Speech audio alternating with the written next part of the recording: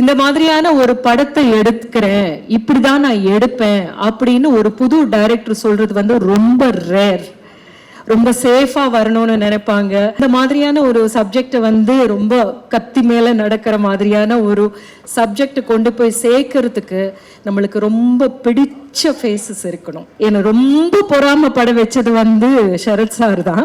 நான் ஷூட்டிங்லேயே சொல்லுவேன், சார் உங்களுக்கெல்லாம் பரவாயில்ல சார், எங்களுக்கு ஒரு அம்மா கேரக்டர் கொடுத்துட்டு அப்படி நீங்கள் அழுதுகிட்டே இருங்கன்னு அனுப்பிச்சி விட்டுறாங்க. ஆனால் உங்களுக்கு பாருங்க எப்படி கேரக்டர்ஸ் வருதுன்னு பொறாமையோட.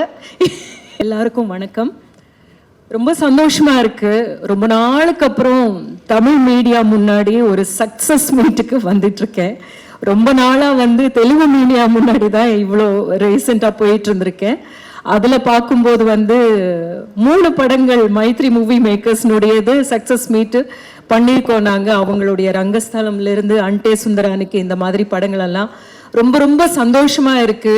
எங்க மைத்ரி மூவி மேக்கர்ஸ் இந்த படத்துல மூலமாக வந்து தமிழ் ஆடியன்ஸுக்கும் மிக நெருக்கமான ப்ரொடியூசர்ஸ் ஆயிருக்காங்க அப்படின்றது.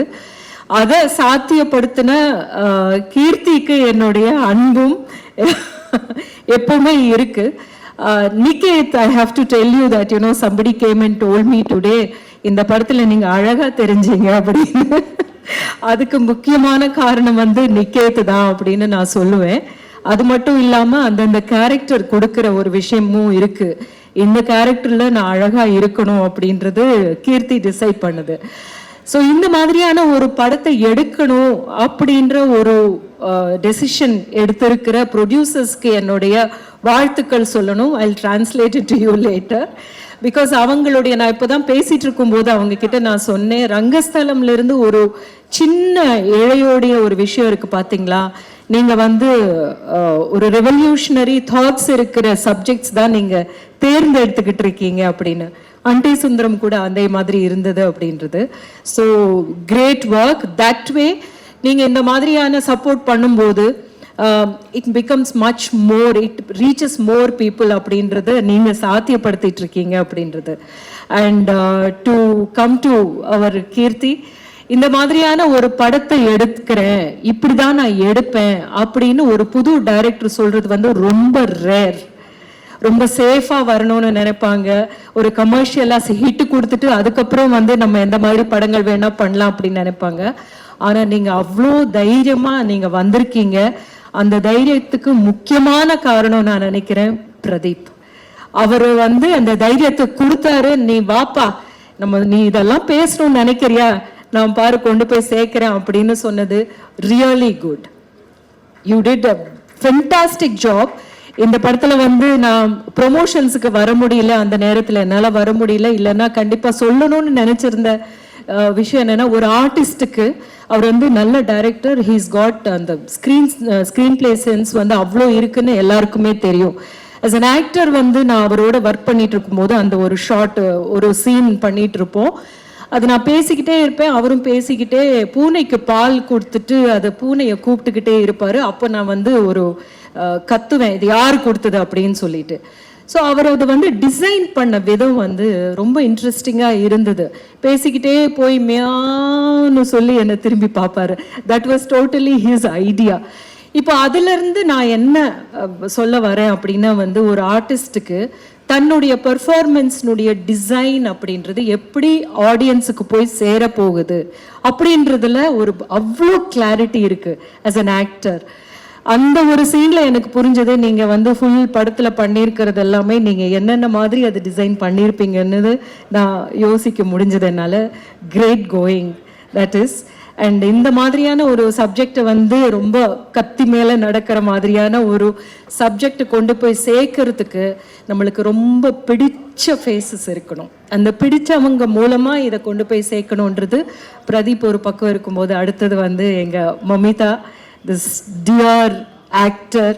அவ்வளோ அவ தூங்கிடுவா நடுவில். ஏன்னா அவ்வளோ டே அண்ட் நைட் அவ வந்து ஒர்க் பண்ணிட்டு இருந்திருக்கா. பட் படத்தில் பார்க்கும்போது you did what a consistency. And it was very very difficult. ஆக்சுவலாக உங்களது தான் ரொம்ப டிஃபிகல்ட் கேரக்டர். எங்களுக்கு எல்லாருக்குமே வந்து ரொம்ப ஸ்ட்ரெயிட் ஃபார்வர்ட் கேரக்டர்ஸ் இருந்தது. பட் உங்களை பார்த்தா உங்க மேல கோவம் வந்துருமோ அப்படின்னு இருக்கும்போது, ஆனால் உங்க மூஞ்சி பார்த்தா யார் கோச்சிக்க முடியும்? அப்படியான ஒரு, because it was very honest. என்னை ரொம்ப பொறாமப்பட வச்சது வந்து சரத் சார் தான். நான் ஷூட்டிங்லேயே சொல்லுவேன், சார் உங்களுக்கெல்லாம் பரவாயில்ல சார், எங்களுக்கு ஒரு அம்மா கேரக்டர் கொடுத்துட்டு அப்படி நீங்கள் அழுதுகிட்டே இருங்கன்னு அனுப்பிச்சி விட்டுறாங்க. ஆனால் உங்களுக்கு பாருங்கள் எப்படி கேரக்டர்ஸ் வருதுன்னு பொறாமையோட இந்த ஷூட்டிங்கில் கலந்துக்கிட்டேன். பட் நிஜமா சார், இந்த கேரக்டரை உங்களை மாதிரி யாருமே வந்து ஹேண்டில் பண்ணியிருக்க முடியாது அப்படின்னு. ஏன்னா அது எந்த அளவுக்கு விளையாட்டுத்தனமா இல்லை ஃபன்னியாக கொண்டு போகிறது, டக்குன்னு மாறும்போது அந்த மாற்றத்தை நம்ப வைக்கிறது உங்களால் மட்டும்தான் சார் முடியும். உங்களை மாதிரியான ஒரு ஆக்டர்னால நீங்கள் இது வரைக்கும் பில்ட் பண்ணி வச்சிருக்கிறது, அது எல்லாத்தினால வந்து வெரி வெரி இம்பார்ட்டண்ட். அது விழுந்துருச்சுன்னா எதுவுமே நின்று இருக்க முடியாது. அப்படின்ற போது ஃபென்டாஸ்டிக் காஸ்டிங் கீர்த்தி நீங்கள் வந்து. ஸோ எல்லாமே சொல்லிக்கிட்டு போகலாம். ரிதுவோட நான் வந்து அடுத்தது டெக்ஸஸ் டைகர்னு ஒரு படம் பண்ண போகிறேன். அதில் வந்து கலக்க போகிறோம். We are going to do that. And Aishwarya வந்து ஜம்முலேருந்து அந்த நேரத்தில் ஷூட்டிங் நேரத்தில் தான் கொஞ்சம் பதட்டமான நிலை இருந்தது. அப்போ அவள் வரலை அப்படின்னு நிறைய நாள் ஷூட்டிங் கேன்சல் ஆச்சு. அது எல்லாத்தையும் விட எங்களுக்கு என்ன இன்னும் பயமாக இருந்ததுன்னா அங்கே எல்லாரும் சேஃபாக இருக்கணும் அப்படின்னு. அவள் வரும்போது கையை பிடிச்சிக்கிட்டு என்னமோ ஒவ்வொரு காஷ்மீரையும் நாங்கள் கையை பிடிச்சிக்கிட்டு ஆறுதல் சொன்ன மாதிரி தான் தோணுச்சு எனக்கு. யூ ஷுட் பி சேஃப் அப்படின்னு சொல்லிட்டு இருந்தோம். தேங்க்ஃபுல்லி அது வந்து எஸ்கலேட் ஆகாமல் நல்லபடியாக அது வந்து we were all very relieved after that. But அந்த ஊர்ல இருந்து நீ இங்க வந்துட்டு இங்க ஒரு நல்ல படம் உனக்கு கிடைச்சிருக்கு அப்படின்றது. And it looks like you are a good writer. அதுல என்ன அவ்வளோ பேசியிருக்க முடியாது. All the best to that also. இந்த செட்ல எல்லாருமே யங்ஸ்டர்ஸ், லைக் பூர்ணிமா எல்லாருமே பார்த்தீங்கன்னா வந்து அவ்வளோ யங்ஸ்டர்ஸாக இருந்தாங்க. நானே நினச்சேன் எப்படி இருக்கும் நமக்கு அப்படின்னு. But made me feel very very comfortable. Dude மாதிரியான படங்கள் வந்து இந்த காலகட்டத்தில் வந்துட்டு இருக்கிற 2 முக்கியமான படங்களும் ஒரே விஷயத்தை பற்றி வேற வேற விதமாக பேசியிருக்கு அப்படின்றது தான். இதை வந்து மக்களுக்கு கொண்டு போகிற விதத்தில் நான் இப்படி சொல்கிறேன் அப்படின்னு 2 டைரக்டர்ஸ் அவங்களுடைய இதில் சொல்லியிருக்காங்க. நம்ம வந்து நாட்டுப்புற பாடலும் இருக்குது, இன்னிசை பாடல்களும் இருக்குது, எல்லாத்தையுமே கொண்டாடிக்கிட்டு இருக்கிற ஆட்கள் தான் நாம். ஆனால் எல்லாருக்குமே நான் இப்படி சொல்லுவேன், இந்த விஷயத்தை வந்து அவங்கள சிரிக்க வச்சுக்கிட்டே நான் சொல்லுவேன் அப்படின்னு ஒரு தைரியமாக சொன்னார். நிறைய நிறைய லைன்ஸ் எல்லாம் கீர்த்திக்கிட்ட நான் சொன்னேன், இதெல்லாம் வந்து நான் யோசிச்சே பார்க்கல இவ்வளோ நல்லா. ஸோ நிஜமாக என்ன தோணுதுன்னா, சினிமா வந்து நல்ல யங்ஸ்டர்ஸுடைய கையில் இருக்குது அப்படின்ற ஒரு நம்பிக்கை வந்திருக்கு. இதே அளவுக்கு ஒரு தைரியத்தோட நாங்களும் கூட பேசலையோ அப்படின்னு தோணுது. அவங்களுடைய லாங்குவேஜில் அவங்களுக்கு நீங்கள் என்ன சொல்லணும் அப்படின்றது அப்படி போகிற போக்கில் போட்டு விட்டுருக்கிறது ஃபென்டாஸ்டிக். இதை நீங்கள் வந்து எல்லாரும் ஏற்றுக்கிட்டீங்க. மக்கள் ஏற்றுக்கிறது தான் மிகப்பெரிய ஒரு விஷயமா இருக்குது. இவ்வளோ பெரிய வெற்றியாக இந்த படத்தை கொண்டாடிட்டு இருக்கிற போதே ஒவ்வொரு விஷயத்தையும் பேசிகிட்டு இருக்காங்க. ஆக்சுவலாக பார்க்க போனால் வந்து இந்த மீம்ஸே அந்த அளவுக்கு நம்மளை சிந்திக்க வைக்கிற மாதிரியான யங்ஸ்டர்ஸ் இப்போ இருக்காங்க அப்படின்னு புரிய வைக்குது இல்லையா?